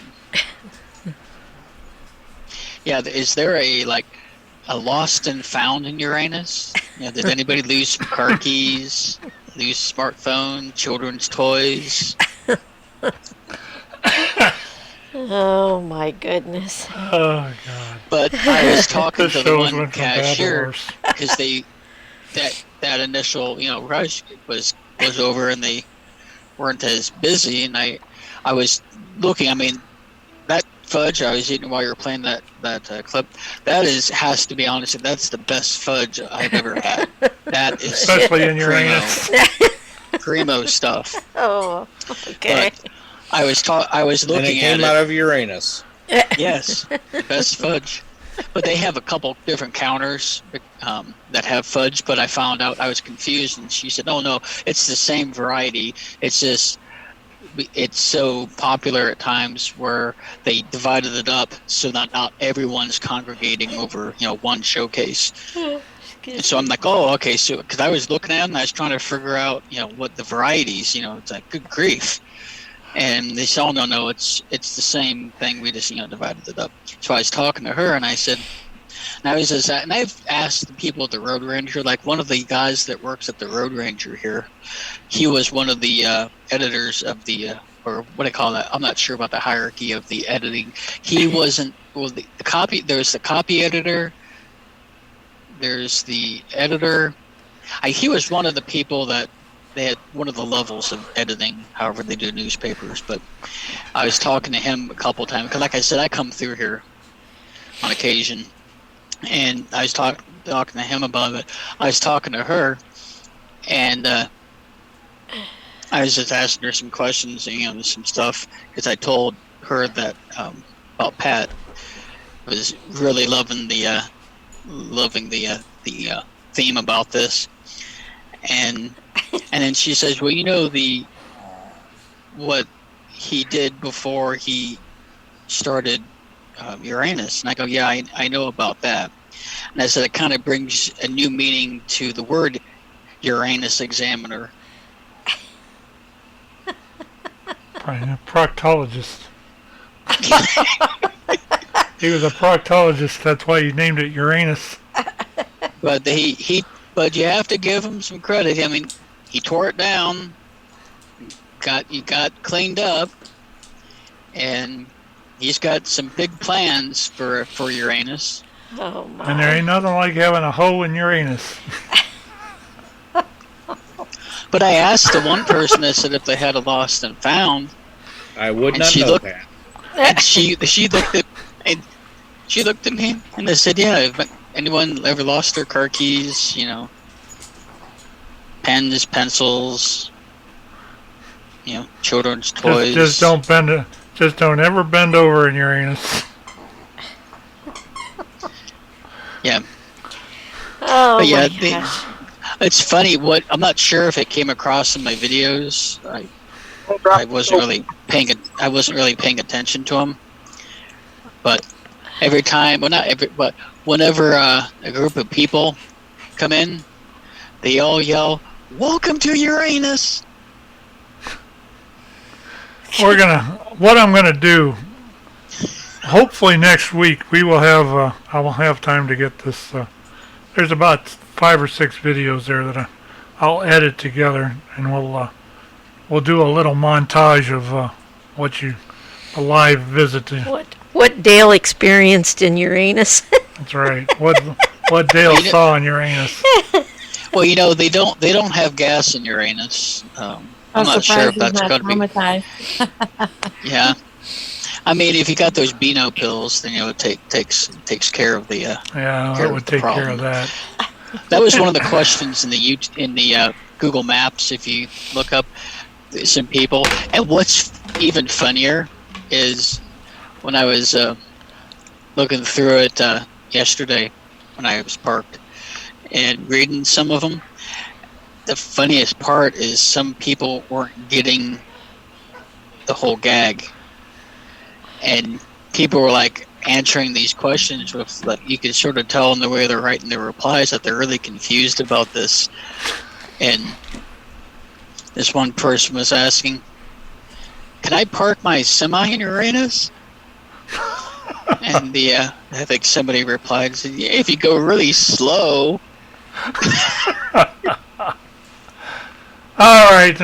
On that happy note, we need to wrap this up. Dale, it has been a blast today. I really appreciate what you've done for us.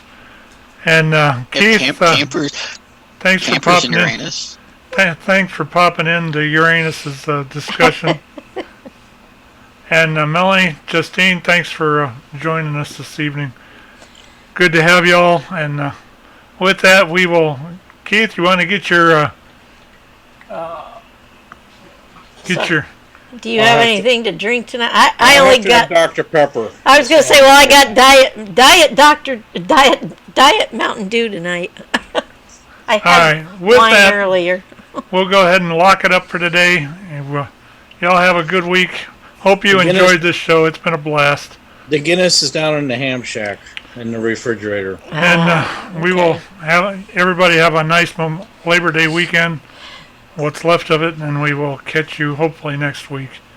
7-3, y'all. 7-3. Never underestimate the fun you can have in Uranus. Good night. Join me to you all.